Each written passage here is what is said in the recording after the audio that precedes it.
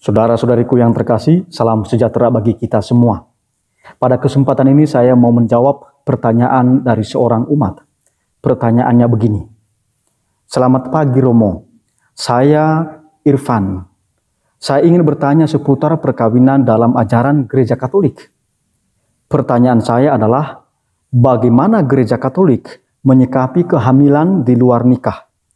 Lalu, jika seorang Katolik akan menikah dengan seseorang yang beda agama, bagaimana aturannya? Begini Romo, saya memiliki teman yang pacarnya sudah hamil. Kemudian setelah dibicarakan perkara ini oleh kedua belah pihak, keluarga setuju jika mereka menikah karena memang keduanya ada rasa suka sama suka. Tetapi ada kendala di mana mereka berbeda agama. Teman saya pria beragama Katolik dan pacarnya adalah seorang muslimah atau beragama Islam. Akan tetapi perempuan ini bersedia mengikuti keyakinan teman saya ini. Dengan kata lain, ia ingin masuk agama Katolik dan keluarga juga sudah menyetujuinya. Namun masalahnya, karena berbeda keyakinan dan hamil di luar nikah, mereka bingung bagaimana cara mengurus terkait regulasi dan tahapan untuk menikah. Nah, bagaimana ya Romo untuk regulasinya? Apakah perkawinan ditunda dulu atau apakah bisa langsung menikah menggunakan prosesi perkawinan campur? Atau perempuan ini harus masuk Katolik dulu baru menikah atau bagaimana ya Romo? Terima kasih Romo. Saudara-saudari yang terkasih, ini jawaban saya untuk menanggapi pertanyaan dari saudara kita Irfan ini. Dari kisah Anda ini ada 3 kunci kasus. Yang pertama, hamil di luar nikah.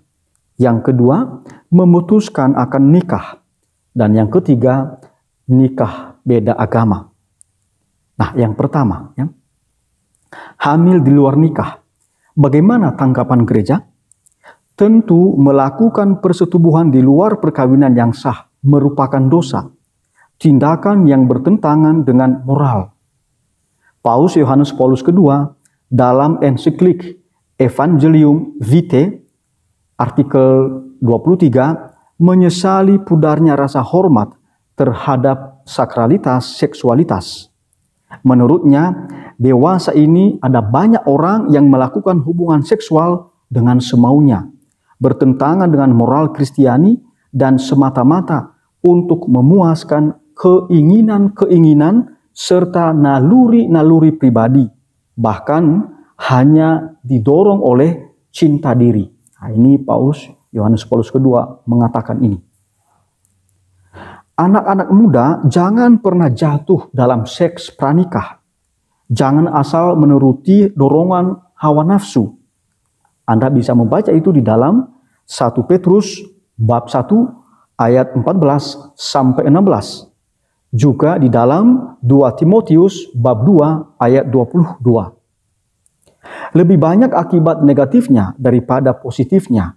Lalu ditanggung seumur hidup pula akibat dari perbuatan seks pranikah ini. Jadi jangan pernah melakukan ini, saudara-saudari yang terkasih. Apalagi orang Kristiani. Ini sangat bertentangan dengan moral Kristiani. Ya, seks pranikah ini. Jangan pernah melakukan itu, ya. Semoga anak-anak muda kita jauh ya dari perbuatan seks pranikah ini. Hanya saja begini.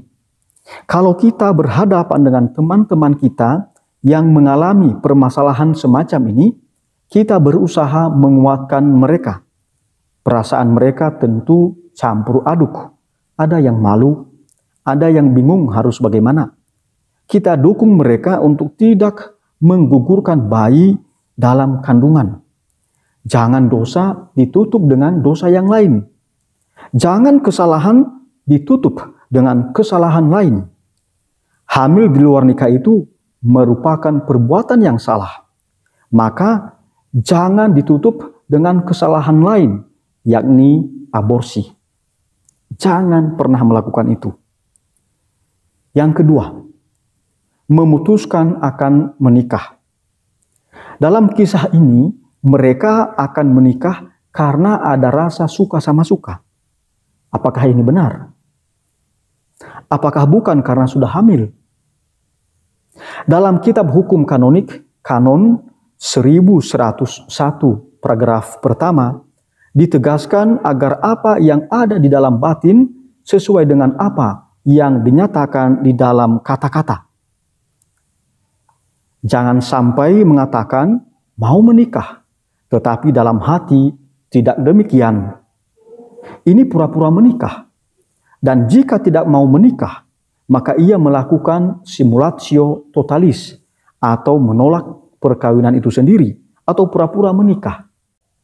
Anda bisa melihat itu juga di dalam kanon 1101 paragraf kedua. Jika seseorang sebenarnya menolak menikah, namun karena sudah hamil di luar nikah, dia pura-pura menikah agar ada status bayinya misalnya, maka akibatnya sangat fatal. Perkawinan itu tidak sah. Nah, saudara-saudariku yang terkasih, saya mengusulkan agar mereka berdua berkonsultasi kepada romo paroki. Sebab romo paroki akan membantu keduanya untuk menyelidiki apakah keduanya memiliki motivasi yang benar, sungguh-sungguh dan penuh untuk menikah.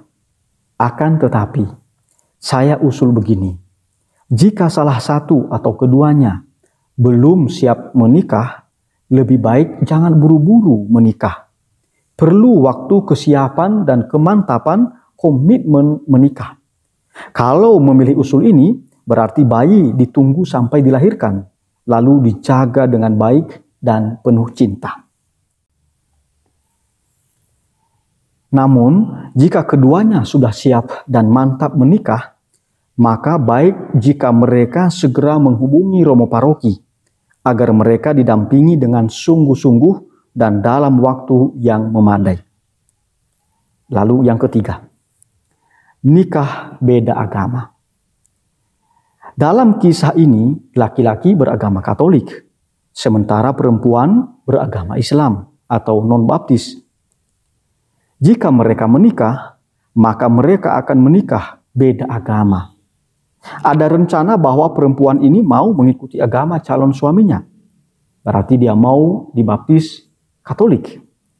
Kita tahu bahwa orang dewasa yang mau dibaptis Katolik wajib mengikuti masa katekumenat atau masa pembelajaran menjadi Katolik selama 1 tahun. Apakah dia sempat dibaptis sebelum menikah? Oleh karena itu, saya usul begini. Jika perempuan ini mau menjadi Katolik, maka ia ikut katekumenat dulu. Di sela-sela ikut katekumenat itu, dia juga mempersiapkan diri untuk menikah.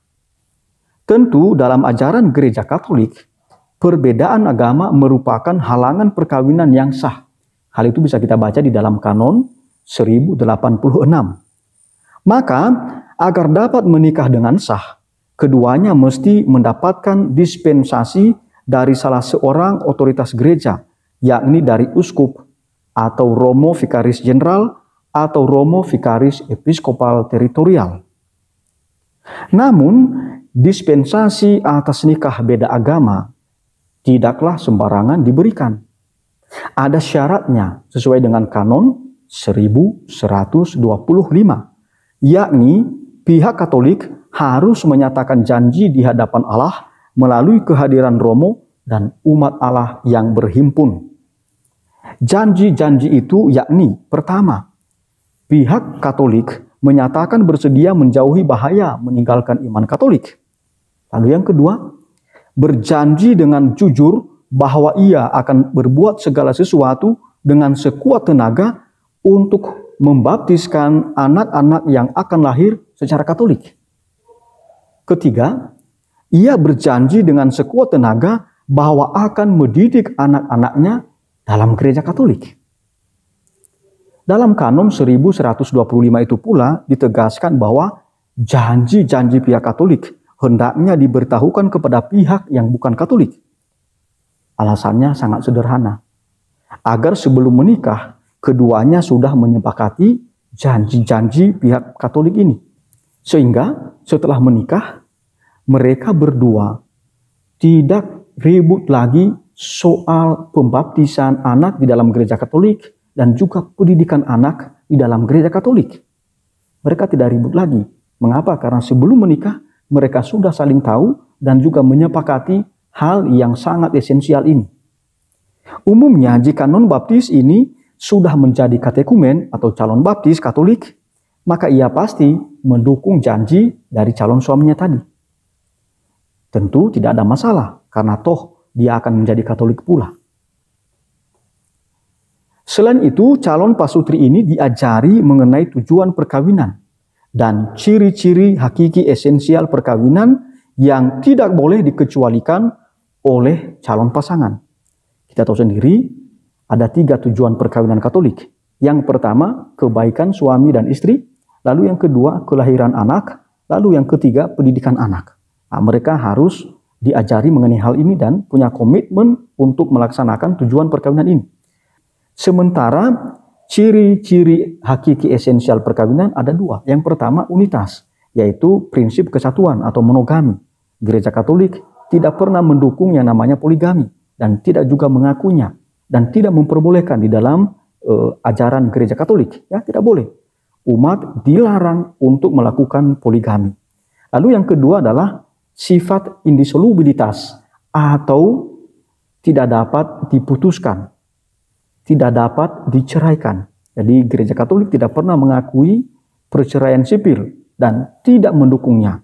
Oleh karena itu orang Katolik harus mewujudkan ajaran gereja ini. Jadi jangan pernah melakukan perceraian kalau Anda memiliki masalah dalam keluarga. Itu bukan solusi yang bijaksana. Calon pasutri ini bisa didampingi secara personal oleh romo. Mengapa? Karena calon istri ini sudah hamil di luar nikah. Tetapi kalau memungkinkan, bisa juga didampingi melalui kursus persiapan perkawinan. Tentu saja romo paroki perlu mempertimbangkan berbagai aspek kalau memilih yang terakhir ini, yaitu kursus persiapan perkawinan, supaya sesuai dengan konteks atau situasi umat yang sedang dilayani, yaitu dia sedang hamil di luar nikah. Bagaimana kondisi psikologisnya, bagaimana juga keadaan orang tuanya, dan juga keadaan calon suaminya. Jadi diserahkan kepada keputusan romo paroki untuk pendampingan dari calon pasangan suami istri. Saudara-saudariku yang terkasih, itu saja jawaban saya atas pertanyaan saudara kita Irfan ini. Barangkali ada di antara Anda yang memiliki permasalahan yang sama, dan ini adalah solusinya. Saya pesankan kepada Anda, kaum muda-mudi, jangan pernah jatuh di dalam seks pranikah. Akibatnya sangat fatal. Anda menanggung seumur hidup, dan Anda menyesal untuk seumur hidup. Tetapi kalau Anda sudah terlanjur jatuh di dalam seks pranikah, Anda dipanggil untuk bertobat. Dan jangan pernah mengulangi lagi. Gereja sangat terluka dengan perbuatan kita. Tuhan Allah kita memanggil kita untuk bertobat. Karena Allah kita tidak pernah lelah untuk mengampuni kita yang mencarinya, yang mau bertobat, yang mau kembali kepadanya. Tuhan memberkati. Amin.